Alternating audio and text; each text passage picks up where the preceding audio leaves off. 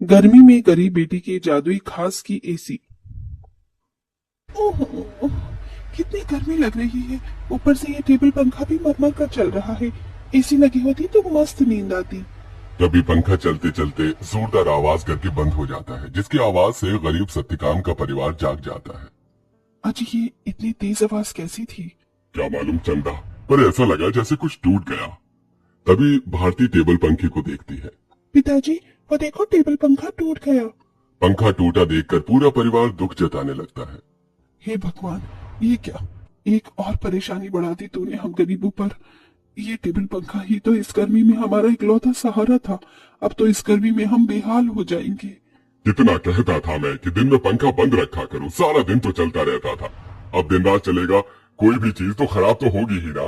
एक एक पाई जोड़ कर लिया था ये पंखा, अब कहाँ से लाऊंगा तुम्हारे नए पंखे का दाम। इसलिए तो कहती हूँ पिताजी कि घर में एक एसी लगवा दो। गर्मी भी नहीं लगेगी और नींद भी अच्छी आएगी। ये सुनकर गरीबी से झुंझलाया सत्यकाम अपनी दूसरी बेटी भारती को डांट लगाते हुए बोला, अरे चुप कर तू भारती, तेरा बाप कोई सर्विस वाला थोड़े है जो लाख रुपए महीना कमाता है। जब देखो एसी एसी एसी कहते रहती है। ये एसी सोफा सब अमीरों के घरों में होता है, हम गरीबों की औकात में नहीं है खरीदना। अजी, अब जाने भी तो बच्ची है। अब ही चलो सब सो जाओ। आस पड़ोस वाले भी इतनी रात में हम गरीबों के घर में से हल्ला गुल्ला होता सुनेंगे तो क्या कहेंगे। जैसे तैसे सब गर्मी में सो जाते हैं, लेकिन अपने गरीब माँ बाप बहन को गर्मी से बेहाल देखकर वो गरीब बेटी रात भर खुद सो भी नहीं पाई। अरे सुबह हो गई, जल्दी से साफ सफाई कर लेती हूँ, फिर बाबा के लिए चाय भी बनानी है। घर में झाड़ू लगाकर जब वो घर के बाहर आकर देखती है तो आम के पेड़ से पूरे आंगन में पत्ते ही पत्ते बिखरे थे और पेड़ पर फल लगने को थे, जिसे देखकर वो खुश हो गई। अरे वाह, आम के पेड़ पर तो बेर लगने लगे हैं। अच्छा है, थोड़े दिन में आम पक जाएंगे। पिताजी को तो आम के साथ रोटी खाना कितना पसंद है। अगर उन्हें रोज अपनी मनपसंद की सब्जी या फिर मीठे आम मिल जाए तो वो पेट भरकर रोटी खाते हैं। लेकिन इस गरीबी में नमक रोटी और चटनी रोटी खाकर ही गुजारा करना पड़ रहा है। इस घर की बड़ी बेटी होते हुए भी मैं अपने गरीब माँ बाप के लिए कुछ भी नहीं कर पा रही हूँ। मेरे प्यारे आम के पेड़, मैं उनके लिए कुछ करना चाहती हूँ। खास करके भारती की ख्वाहिश है कि हम अपने घर में एसी लगवाएं। सबसे पहले मैं अपनी कमाई से अपने घर में एसी लगवाऊंगी। गीतू रोज ही अपने आंगन में लगे उस आम के पेड़ से अपना सुख दुख बांटती थी। वो पेड़ जैसे उसके परिवार का हिस्सा बन चुका था, क्योंकि गीतू ने 5 साल की उम्र में आम की गुठली बोई थी और हर दिन उसमें खाद पानी डालती, जिससे आज पेड़ इतना विशाल और फलदार था। पेड़ के नीचे हर कुछ दिनों में घास उगाती, जिसे गीतू जुगाड़ लगाकर कभी घास की चटाई तो कभी कालीन बुना करती थी। गीतू, मैं और तेरे पिताजी जमींदार के खेत पर जा रहे हैं काम करने। माँ, आप और पिताजी अपनी खेती खुद क्यों नहीं उगाती? वो जमींदार तो यही चाहता है कि हम गरीब लोग सारी जिंदगी उसकी गुलामी करें। तभी तो धूप में वो आपसे गधों की तरह काम करवाता है और सिर्फ 100 रुपए ही देता है पूरे दिन के। पिताजी, आप ही तो कहते हैं ना कि हम गरीब किसान मिट्टी से सोना उगाते हैं। हाँ बेटिया, लेकिन एक गरीब के लिए 2 रोटी कमाना रोज की कठिन चुनौती होती है, जिसे पार करना पड़ता है। सत्यकाम और चंदा चिलचिलाती कड़ी धूप और गर्मी में खेत पर आते हैं, जहाँ जमींदार ठाठ से कुर्सी पर बैठा था और नौकर छतरी लिए खड़ा था। ओहो, बाप रे बाप, कितनी गर्मी है। आग बरस रही है। इतनी गर्मी में तो एसी की ठंडी हवा छोड़ने का मन ही नहीं करता। राम राम मालिक। अरे भाड़ में गया तेरा राम राम। यहाँ गर्मी से मेरा कचूमर निकला जा रहा है। कहाँ मर रहा था? हाँ, अब तक कहाँ मर रहा था?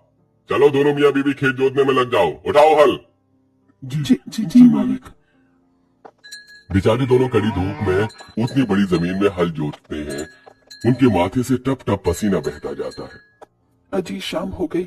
आज तो मालिक दिहाड़ी देने के डर से आए ही नहीं। उनकी हवेली चलकर मांग लेते हैं। पंखा ठीक भी तो कराना है, वरना गर्मी में गुजारा नहीं होगा। दोनों जमींदार के घर आते हैं, जहाँ जमींदार पांव पसारे एसी की चिल्ड ठंडी ठंडी हवा खा रहा था। ओहो, क्या मजा आ रहा है। हा हा हा, एसी में भैया मजा बहुत है। अरे सत्यकाम, तू यहाँ? जी मालिक, पैसे दे दीजिए। ये पकड़ 200 और चल दफा हो जा। इसी तरह दिन गुजरते हैं। दोनों मियाँ बीवी जो भी कमा कर लाते अपनी गरीब बेटी के हाथों में रख देते, जिससे बहुत ही समझदारी से गीतू घर चलाती और उसमें से कुछ बचा भी लेती। 100, 200, 300, 350, 400, 410, 420, 30। कुल मिलाकर मेरे पास अभी तक के 700-800 रुपए ही इकट्ठे हुए हैं। इतने में एसी कहाँ से आएगी?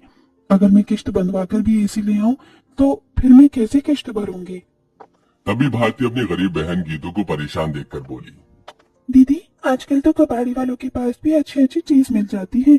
अमीर लोग तो नया खरीद लाते हैं और महंगी चीज भी बेच देते हैं। हाँ, ये ठीक रहेगा। मैं कबाड़ी में से कोई एसी उठा लाती हूँ। गीतू एसी खरीदने कबाड़ी की दुकान पर चली आई। भैया जी, मुझे कोई सस्ती एसी दिखाइए। गरीब लड़की लगती है, एक काम करता हूँ, ये खटारा वाली एसी थमा देता। इसे क्या पता इसमें क्या डिफॉल्ट है। ये लो बहन जी, ये एकदम बढ़िया एसी है। ये चलती तो है ना? चलती नहीं, दौड़ती है। एकदम धूम मचा देगी ठंडी हवा की। 1000 रुपए की लगेगी। अब जल्दी से ले लो। लेकिन मेरे पास बस 800 ही है। चलेगा चलेगा, दे दो। गीतू खुशी से वो एसी घर लाकर सबको चलाकर दिखाती है।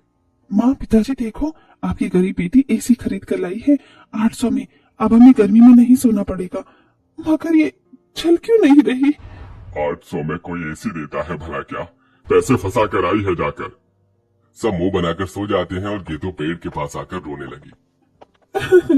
मेरे प्यारे आम के पेड़, वो कबाड़ी वाला मुझ गरीब के पैसे खा गया। ये एसी चल भी नहीं रही।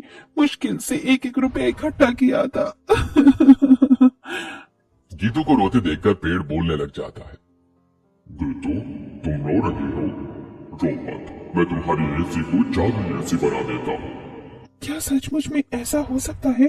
तभी पेड़ जादू करता है और जमीन पर ढेर सारे घास उगाते हैं जो बहुत चमक रही थी। गीतू, इस जादू घास को मैंने अपनी शक्ति से उगाया है। इसे एसी में लगा दो, ये एसी जादू हो जाएगी। गीतू बिल्कुल वैसा ही करती है। तभी घास का एसी बनकर पूरा होते ही सुनहरी चमक से भरकर चल पड़ता है और पूरे घर को बर्फ के जितना ठंडा कर देता है। माँ, पिताजी, भारती देखो, एसी चलने लगी। पूरा गरीब परिवार घास के एसी को चलते देखकर चौंक जाते हैं। अरे देखो चंदा, हमारी बिटिया ने घास की एसी बनाई है।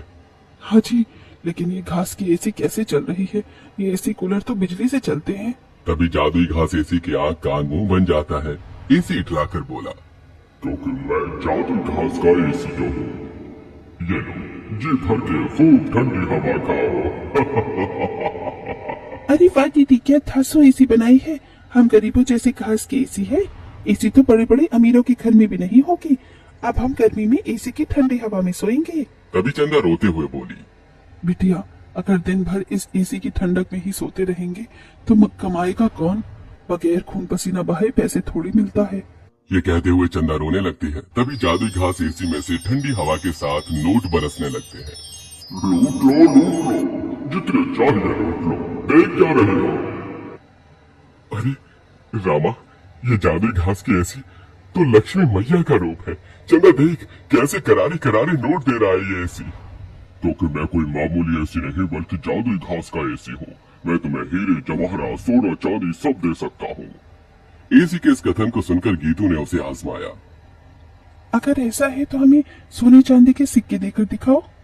तभी एक सुनहरी चमक के साथ जादुई घास एसी में से सोने चांदी के ढेर सारे सिक्कों की बारिश बरसने लगी।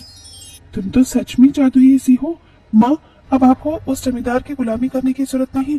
अब हमारे पास जादुई घास का एसी है। दोनों मियाँ बीबी खुशी से फूट फूट कर रोई। चंदा देखो, अब हमें और दुख नहीं काटना पड़ेगा। न किसी की ये गालियां खाकर गुलामी करनी होगी। ये जादुई घास की एसी हमें बंधुआई से छुटकारा दिलाने आई है हमारे घर। जाओ सत्यकाम, इन सिक्कों से कर्ज चुका दो। सत्यकाम ने जादुई घास एसी से मिले सिक्कों को बेचकर सबका कर्जा भर दिया और उसने पंखा, कूलर, एसी की अपनी दुकान खोली, जिससे गरीब भी कम दाम पर एसी खरीद सके। उस गरीब बेटी के बनाई जादुई घास एसी ने उसके गरीब परिवार का भाग्य बदल दिया।